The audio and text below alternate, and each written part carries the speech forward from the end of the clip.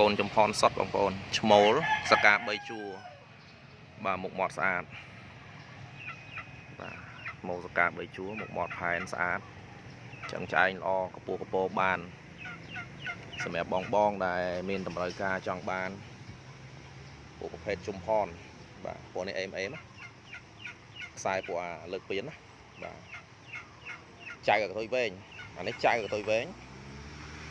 រួមជាមួយនឹងចៅអាប៉ាងសកានេះបាទ